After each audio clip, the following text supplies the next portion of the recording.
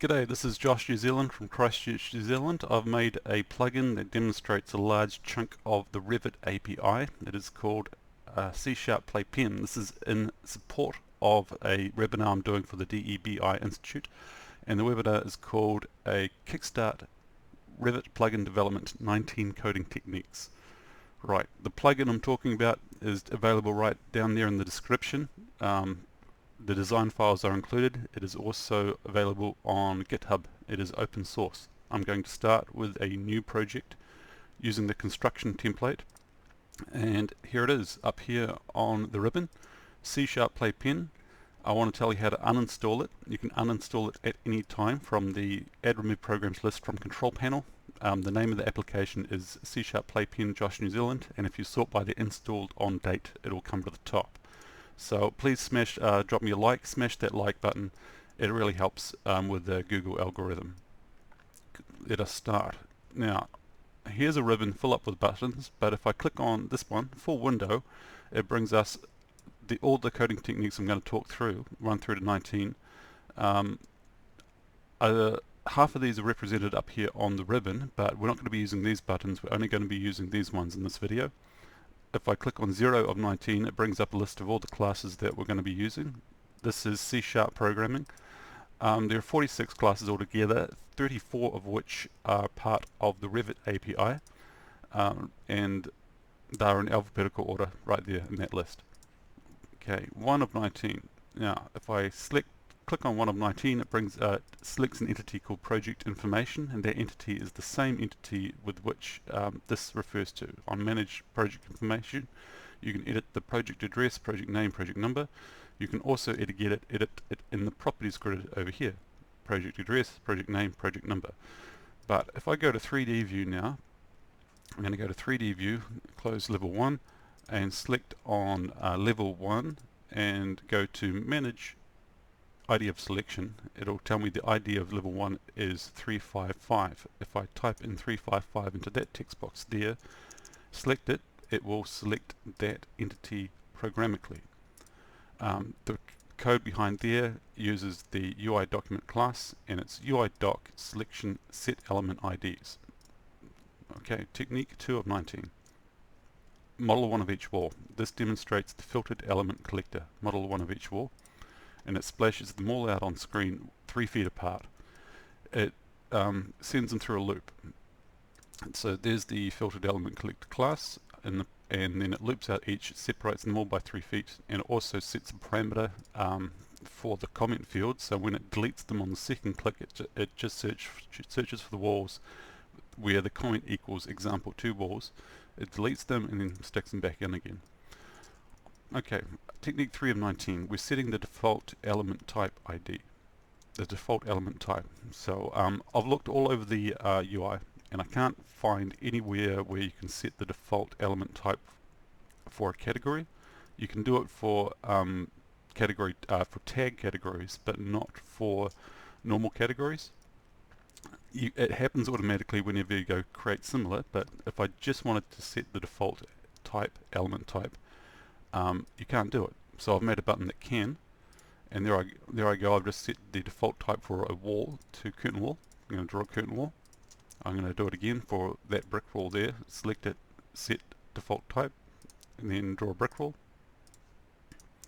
I'll do it 2 more times. I'm going to choose that one, set default type, and I'm going to do it 1 more time for my favorite wall, which is the storefront wall. Set default type. There we go. Okay, the code behind there, it also works for component families and system families. The walls are system families, so there's the if statement that differentiates between them. For system family, it uses set default element type ID, and for component families, it uses set default family type ID. Go. Technique 4 of 19. This is going to be override graphics in view, and this will be by element for the wall. And here we go, 4 of 19. So that simulates the override graphics in view. Click, I'll just show you that. It sets the pattern to solid fill and the color to yellow. Okay, So it's highlighted, so that's overridden, unoverridden, and it turns it yellow. The code behind that uses set surface background pattern ID and set surface background pattern color, and the key method there is doc active view set element overrides. 4 of 19, load families. Now, if you've got a bunch of families in your add-in that you need to bring into the project, you need to stick your families here. Here's the Visual Studio. You've got to stick your families in the Solution Explorer as content files with the build action set to content and the copied output directory set to copy if newer. So new families go into your go into the output directory, and then you've got to make a class that lists those file names and stick those then loop through those file names and load document every time. I'll show you that happening. 5 of 19 and 6 of 19, here are all the family names, and I want to load them all in from the output directory into this project all at once. Here we go, and this takes about 10 seconds. There's a whole bunch of furniture and some items taken from 3D Warehouse. There we go, they're all loaded, and to prove that they're loaded I'm going to double click on each of these items in the list view and stick them all in the model. That's a couch, there's a desk, there's a round dining table with chairs, we've got a nightstand, a little object, and here we go, a Nerf gun. I'll show you how that's going to be used later. A man sitting eating, woman construction worker, and man tipping his hat. Here we go. Okay, so what happened there? We looped through the class that had listed the file names of all those families and went doc load family every time. And in technique 6, we used prompt for family instance placement, and then once the document changed we sent an escape keyboard event to the window handle because we only wanted to place one instance. This command, prompt for family instance placement, expects the user to place multiple instances, but when we just want to put one, we look for that change and then send an escape key to the window handle. 7 of 19, Rotator Wall. If you've ever seen a murder mystery movie, there's always a study with a rotating wall. So watch that wall, and I'm going to spin it around and around like this. What am I demonstrating here? It's going to be, we're rotating these instances, and if I deselect this checkbox here, we'll just rotate those people on their own. And let's check out the code. That used element transform utilities rotate element. The hard part was figuring out the center of rotation. With the family instances we just used the location point, but with the wall we used the location curve. We got the endpoint 1, endpoint 0, added them together and divided them by 2 to get the exact center of the wall, and that's the bit where the wall rotates around and round. 8 of 19. Now pay attention to these people. When I click 8 of 19, they start walking around the perimeter of the wall. And if I add another person, I wonder what happens now. We've got 4 people walking around the perimeter of the wall, and they're all equally spaced from each other. What happens if I stick that man on the desk? This will be interesting. I'll host him to that desk and see what happens. I think he will start walking around the top of that desk. Now if I was a really good coder, I'd get him to move his feet while he was walking. Anyway, the code behind there is element transform utilities move element. It's quite elaborate. It took me a while to do that. I got a bit carried away. It introduces new classes from the Revit API: reference, face, transform, planar face, curve loop. And there are a bunch of bits that are new, that are interesting here, called normalize multiply, of vector, of point, evaluate, get bounding box, get total transform, and get geometry object from reference. So all those methods are in the code that makes button 8 work. And it's quite cool. Button 9 is a bit simpler. All we're doing there is going to draw some model curves on the wall. So we're going to draw a smiley face. Boom, smiley face. Forgive the silliness of this example, but what I'm really demonstrating is how to draw an ellipse, circles, a couple of lines to represent the nose, and an arc. And it doesn't matter what face that we click, it will draw it on that face, and it'll remain hosted to that face. Even if we move the couch, the smiley face will stay on the couch. The code behind there uses API classes arc, line, curve, and ellipse, and the key method there is doc create new model curve. That's doc create new model curve. Technique 9 of 19 is the same thing, but in this case, oh sorry, that's 10 of 19. It's the same as 9 of 19, except in this case we're going to be doing detail lines in a 2D view. And that's a smiley face as detail lines in a 2D view. It doesn't ask me where to pick a face, but rather puts it in the exact middle of the screen, and it figures that out with the UI document class. UI doc get zoom corners, and the key method there is doc create new detail curve. Doc create new detail curve. That is 10 of 19. 11 of 19, we're going to draw a matrix on that wall, a matrix of circles. So let's go. Boom. So we got a 3x3 matrix of circles, and there is in a 1-1-1 spacing pattern. That means there's an equal distance between that circle and the corner as there is between the circles, and there is between that circle and the edge of the wall there. But a correct distribution is called a 1-2-1 spacing, and that's a 1-2-1 spacing, and that's for even distribution, and that kind of spacing is better. It is used in lighting layouts. So that's 1-1-1 spacing, 1-2-1 spacing. If I change the values on these integer up-down controls, you'll see I'm adding new rows. Now I can add new columns. It can go down to a minimum of a 1x1 matrix. That's it there, a 1x1 matrix, and it can go up to a maximum of a 10x10, like that. The code behind here introduces a class that's not part of the Revit API. It's the XCWPF toolkit integer up-down, and a key method there deletes. So every time I change the value in those integer up-downs, it deletes all the circles and it creates a whole bunch more. Okay, technique 12 of 19 and 13 of 19, and this is using extensible storage. I'm going to use this button now and make a room. So clicking this button brings up this little window, and clicking that button draws a room, a glass room filled with furniture.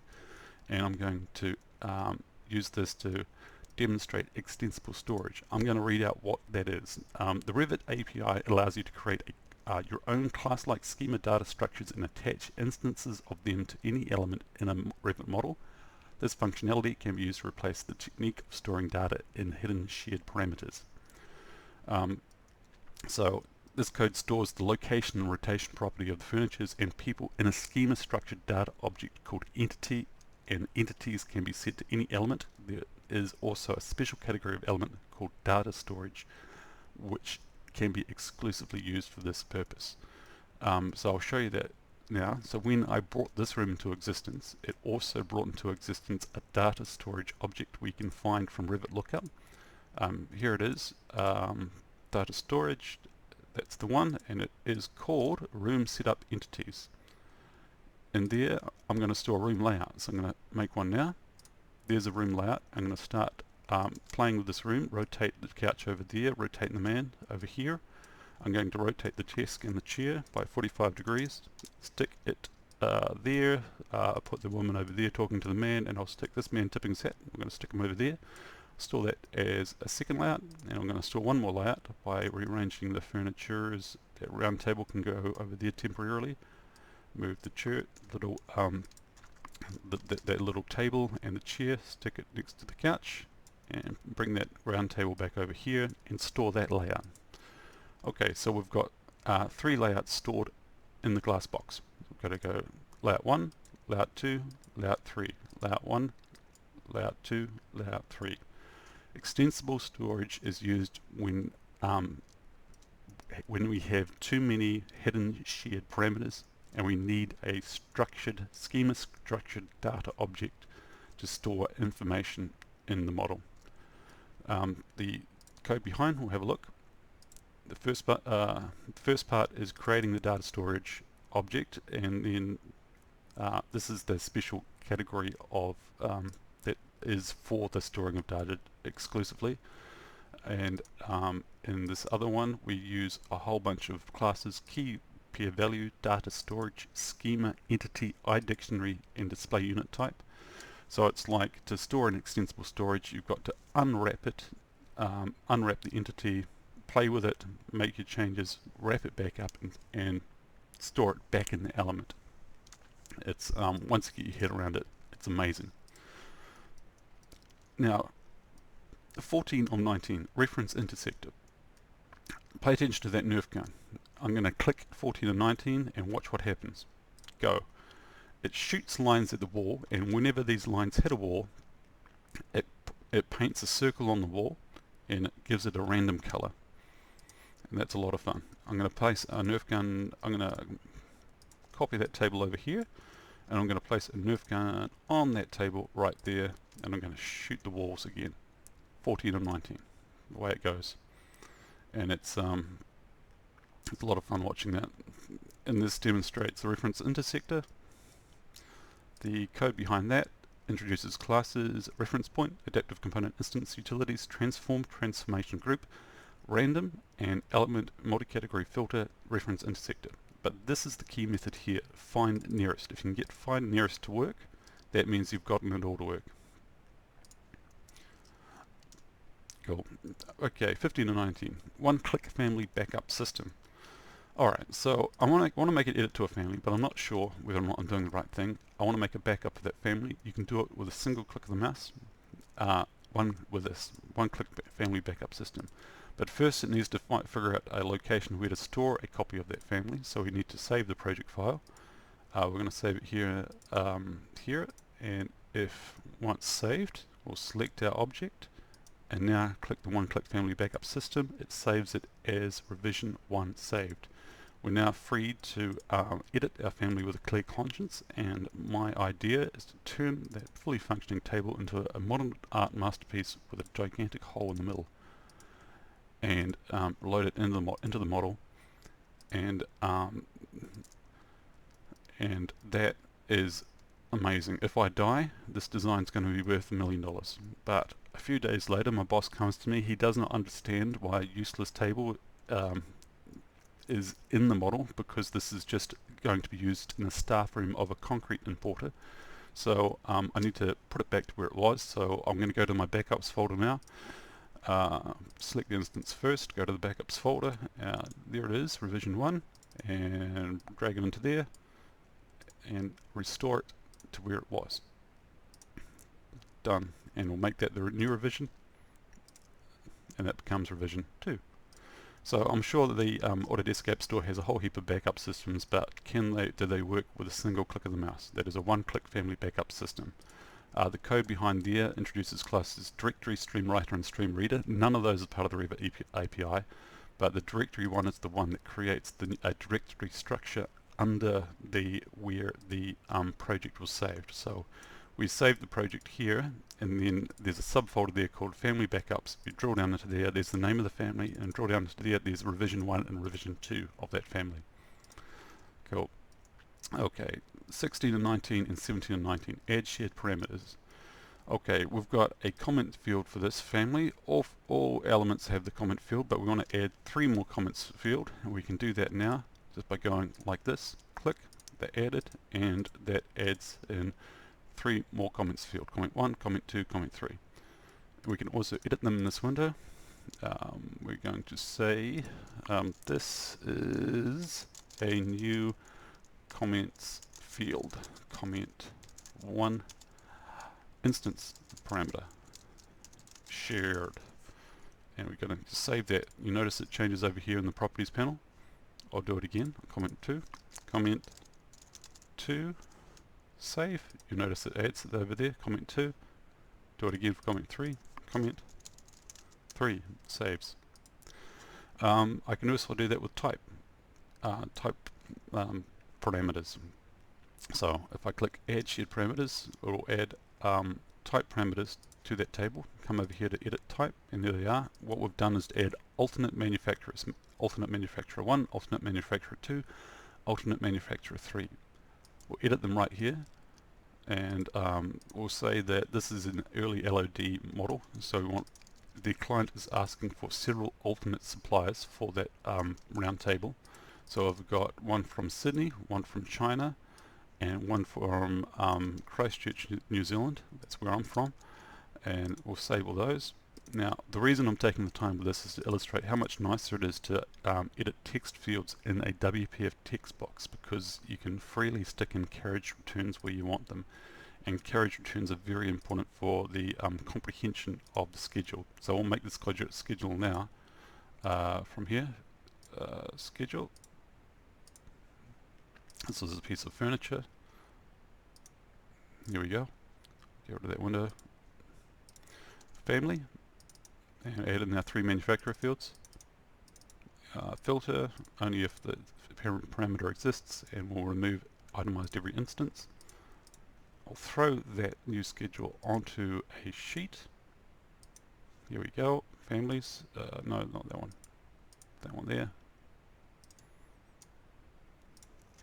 And here we go. Manufacturer 1, manufacturer 2, and manufacturer 3.